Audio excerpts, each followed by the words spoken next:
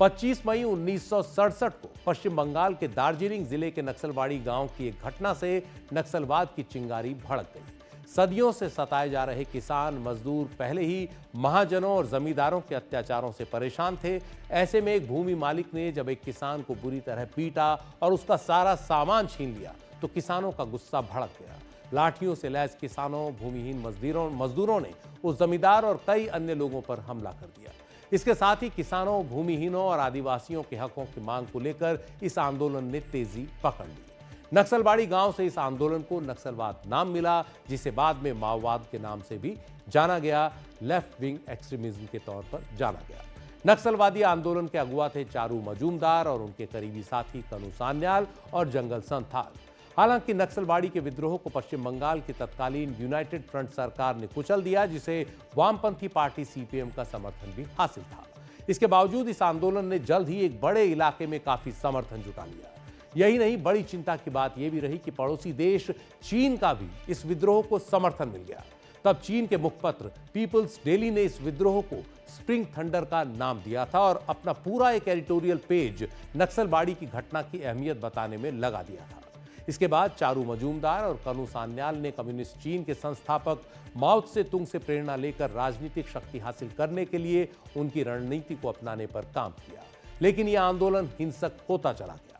16 जुलाई 1972 को चारू मजूमदार की गिरफ्तारी और बाद में पुलिस हिरासत में मौत के बाद कई जानकारों ने नक्सली आंदोलन के खत्म होने की भविष्यवाणी भी की, लेकिन वो सही नहीं थी। एक दशक के भीतर नक्सली आंदोलन देश के दूसरे इलाकों में अपनी पैठ बनाने लगा। इसके लिए भूमिहीन मजदूरों, किसानों और आदिवासियों के बीच सरकारों और जमींदारों को लेकर नाराजगी का इस्तेमाल किया गया। 80 के दशक की शुरुआत में हथियारबंद विद्रोह तब फिर तेज हुआ जब आंध्र प्रदेश के कोंडापल्ली सीतारामैया ने पीपुल्स वॉर ग्रुप पीडब्ल्यूजी बना, जिसका मकसद किसानों और भूमिहीन मजदूरों की खातिर हथियारबंद लड़ाई लड़ना था। पीडब्ल्यूजी के हथियारबंद लड़ाकों ने इसके बाद बड़े जमीन मालिकों पर कई हमले किए, हत्याएं और बमबारी की। निशाना बनने वालों में आंध्र प्रदेश के कई नेता भी शामिल रहे। 90 के दशक में आंध्र प्रदेश की पुलिस ने पीडब्ल्यूजी के खिलाफ निर्णायक लड़ाई में उसका लगभग खात्मा कर दिया।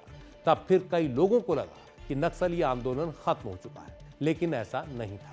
सन 2000 के शुरुआती सालों में नक्सलवाद मध्य और पूर्वी भारत के कई राज्यों में अपनी पैठ बना चुका था। खासतौर पर पहाड़ी इलाके, दंडकारण्य, मध्य प्रदेश, झारखंड, छत्तीसगढ़, ओडिशा और महाराष्ट्र के जंगलों में मौजूद दूर दराज गांवों में नक्सलवाद ने अपनी पैठ बना ली। नक्सलवादियों ने इन गांवों के मुख्यधारा से कटे होने का पूरा फायदा उठाया। 2004 में सीपीआई माओवादी लेनिनवादी, माओवादी कम्युनिस्ट सेंटर ऑफ इंडिया यानी एमसीसीआई और 40 अन्य हथियारबंद संगठनों का सीपीआई माओवादी में विलय हुआ और इससे नक्सलवादियों को नई ताकत मिल गई। इसके बाद यह आंदोलन देश के एक बड़े इलाके में फैल गया। हिंसा उसके साथ फैलती चली गई। अपने चरम के दौर में यह 200 से ज्यादा जिलों में फैल चुका था। अप्रैल 2006 में इसीलिए तत्कालीन प्रधानमंत्री मनमोहन सिंह ने माओवादी आंदोलन को देश के सामने आंतरिक सुरक्षा के लिए खड़ी हुई अब तक की सबसे बड़ी चुनौती बताया था।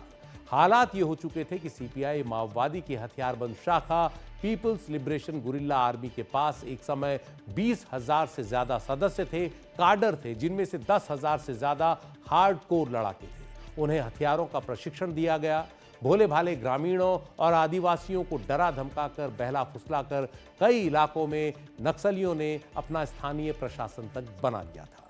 यही वजह है कि इस चुनौती से निपटने के लिए हर सरकार को सख्ती अपनानी पड़ी। मोदी सरकार ने भी इसे देश के सामने खड़ी एक बड़ी चुनौती के तौर पर लिया और इसी का नतीजा है कि नक्सलवाद आज सिर्फ 38 जिलों तक सीमित रह गया है। तो नक्सलवाद की इस चुनौती पर ज्यादा चर्चा के लिए हमारे साथ हैं नक्सली मामलों के जानकार और छत्तीसगढ़ के पूर्व डीजीपी आर.के. विज साहब। विज साहब, आपका बहुत बहुत स्वागत है। मेरा पहला सवाल आपसे कि नक्सलवाद से निपटने में अभी तक सबसे ज्यादा कामयाबी किन इलाकों में मिली है और अब भी कौन से इलाके ऐसे हैं जहां नक्सली इस समय सबसे ज्यादा सक्रिय है? देखिए, माओवादियों की जो उपस्थिति, जो उनके बड़े फॉर्मेशंस हैं, वो साउथ बस्तर में ज्यादा रहे, अर्थात जो बीजापुर का, दंतेवाड़ा का और सुकमा का जो सदर्न पार्ट है और अबूझमाड़ में, यहाँ नक्सली की उपस्थिति ज्यादा रहती थी। उनके बड़े फॉर्मेशंस हैं, तो निश्चित है सफलता भी वहां पर ज्यादा मिली है अभी फिलहाल पिछले कुछ दिनों में। हालांकि जो दूसरे इलाके हैं वहां पहले से ही वो कमजोर हुए हैं, चाहे वो राजनांदगांव का मानपुर इलाका था या कोंडागांव कांकेर है, दमतरी है। ऐसे हमारे कई इलाके हैं जहां से वो लगातार कार्रवाइयों से पहले कमजोर होते रहे, लेकिन सदर्न पार्ट में उनकी उपस्थिति अभी भी स्ट्रांग थी 1 डेढ़ साल पहले तक। अभी जब से हम फोर्सेस आगे बढ़ रही हैं, लगातार नए कैंप स्थापित कर रही हैं, और तो उससे जो है अभी जो एनकाउंटर्स हो रहे हैं, उससे जो लाभ मिला, फोर्सेस को एडवांटेज मिली है, वो सदर्न इलाके में, अबूझमाड़ इलाके में ज्यादा मिली है, क्योंकि जितना भी डिप्लॉयमेंट हुआ है अभी या रीडिप्लॉयमेंट हुआ है आगे बढ़ने के लिए, वो सदर्न इलाकों में ज्यादा हुआ है, और अबूझमाड़ इलाका जो नारायणपुर जिला वहाँ ज्यादा हुआ। तो यही इलाके हैं जहाँ हमको फोकस भी करना था, यही वो इलाके हैं जहाँ माओवादियों के जो जो बड़े लीडर्स हैं, चाहे वो सेंट्रल कमेटी के हैं, दंडकारण्य स्पेशल जोनल कमेटी के हैं, वो ज्यादा संख्या में जो उनकी मीटिंग्स वहीं होती थी और बड़े कार्डर्स रहते भी वहीं हैं। तो यही इलाका है जो फोकस का एरिया हमारा रहा है। विज साहब, क्या आपको लगता है कि 31 मार्च 2026 तक नक्सलवाद के सफाए का जो मोदी सरकार का लक्ष्य है वो हासिल हो जाएगा, और हो पाएगा तो कैसे? देखिए, जो जो इस समस्या को खत्म करने का जो लक्ष्य रखा है, उसमें सबसे महत्वपूर्ण ये है कि अभी केंद्र सरकार और राज्य सरकार दोनों जो है वो सेम पेज पर हैं। जो पॉलिटिकल विल है वो काफी स्ट्रांग है। तो जब पॉलिटिकल विल स्ट्रांग रहती है तो नीचे फोर्सेस में सभी में कोऑर्डिनेशन भी बेहतर रहता है। देखिए, 50 से ज्यादा बटालियन, 53 से ज्यादा बटालियन हमारी केंद्रीय बलों की है। हमारा अपना बल 22 बटालियन है, हमारी डीआरजी है, हमारे बस्तर फाइटर हैं, कई एसटीएफ स्पेशल टास्क फोर्स है, कई बल हैं।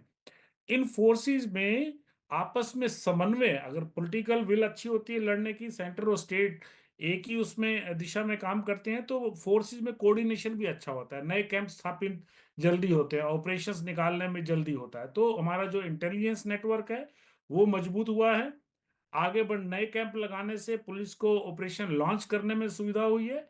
और मुझे लगता है अगर यही क्रम आगे चलता रहेगा तो पुलिस को सफलता मिलने के चांसेस काफी ज्यादा हैं। वैसे भी अभी पिछले 1.25 साल में जितनी पुलिस को सफलताएं मिली हैं, माओवादियों ने अपने लीडर को बचाने के लिए और अपने काडर्स को बचाने के लिए अभी निर्णय लिया है, और वो अभी लड़ाई लड़ने के मूड में नहीं है। वो नहीं चाहते कि उनके काडर्स को पुलिस सुरक्षा बल जो है वो एनसर्कल करके उनको मारे बड़ी संख्या में। तो उन्होंने अपने जो फॉर्मेशंस हैं वो छोटे कर दिए हैं, छोटी संख्या में वो घूम रहे हैं, और कुछ दाएं बाएं जो बॉर्डरिंग स्टेट्स हैं, सीमावर्ती स्टेट्स हैं, कुछ वहां भी शिफ्ट किए हैं। तो हमको उनकी स्ट्रेटजी जो है उसको ध्यान में रखते हुए आने वाले साल में काम करना होगा, वो लक्ष्य प्राप्त करने के लिए। और हमको ये भी देखना होगा कि हम कोई टेक्टिकल एरर ना करें जब हम वापसी होती है ऑपरेशन के बाद, आईडी से बचे, एम्बुश से बचे, हमको ये भी ध्यान रखना है। तो मुझे लगता है अगर ये जिस अग्रेशन से अभी काम चल रहा है, जिस तेजी से ऑपरेशन हो रहे हैं, अच्छे कोऑर्डिनेशन के साथ हो रहे हैं,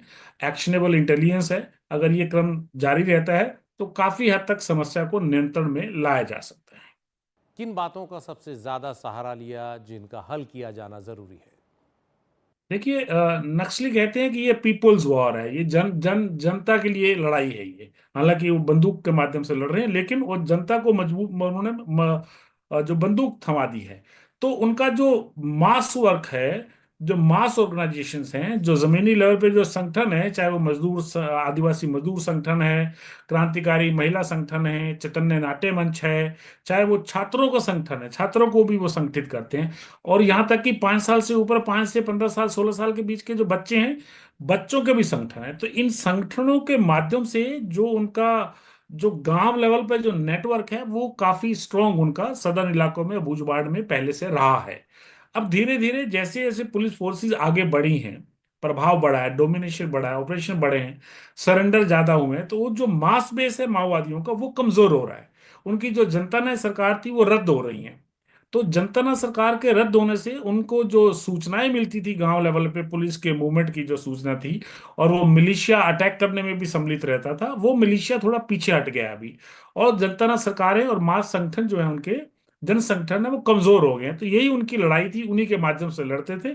अगर गांव लेवल का, पंचायत लेवल का उनका संगठन कमजोर हो जाता है, जो उनके आंख और कान है, तो सुरक्षा बलों को सफलता मिलने के चांसेस बढ़ जाते हैं। तो हमारा कोई कोशिश यही करनी चाहिए कि जहां जहां जनता सरकार उनकी रद्द हो रही है, वहां पर हम अपनी स्कीम्स को, विकास की जो स्कीम्स हैं उसको हम इम्प्लीमेंट करें और लोगों तक लाभ पहुंचाएं, ताकि उनका जो इम्पैक्ट है वो खत्म हो जाए।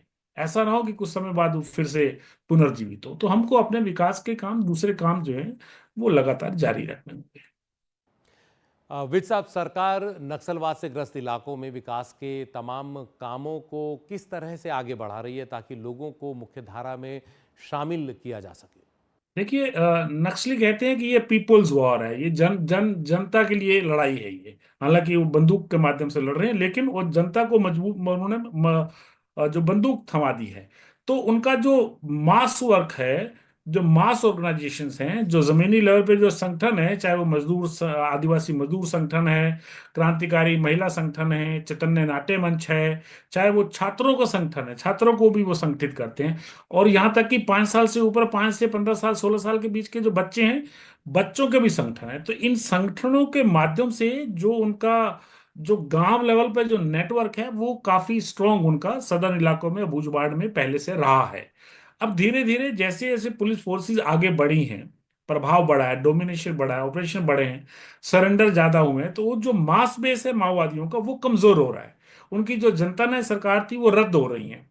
तो जनता सरकार के रद्द होने से उनको जो सूचनाएं मिलती थी गांव लेवल पे, पुलिस के मूवमेंट की जो सूचना थी, और वो मिलिशिया अटैक करने में भी सम्मिलित रहता था, वो मिलिशिया थोड़ा पीछे हट गया है अभी। और जनता सरकारें और मास संगठन जो है उनके, जन संगठन है, वो कमजोर हो गए हैं। तो यही उनकी लड़ाई थी, उन्हीं के माध्यम से लड़ते थे। अगर गांव लेवल का, पंचायत लेवल का उनका संगठन कमजोर हो जाता है, जो उनके आंख और कान है, तो सुरक्षा बलों को सफलता मिलने के चांसेस बढ़ जाते हैं। तो हमारा कोई कोशिश यही करनी चाहिए कि जहां जहां जनता सरकार उनकी रद्द हो रही है, वहां पर हम अपनी स्कीम्स को, विकास की जो स्कीम्स हैं उसको हम इम्प्लीमेंट करें और लोगों तक लाभ पहुंचाएं, ताकि उनका जो इम्पैक्ट है वो खत्म हो जाए। ऐसा ना हो कि कुछ समय बाद वो फिर से पुनर्जीवित हो। तो हमको अपने विकास के काम, दूसरे काम जो है वो लगातार जारी रखने होंगे।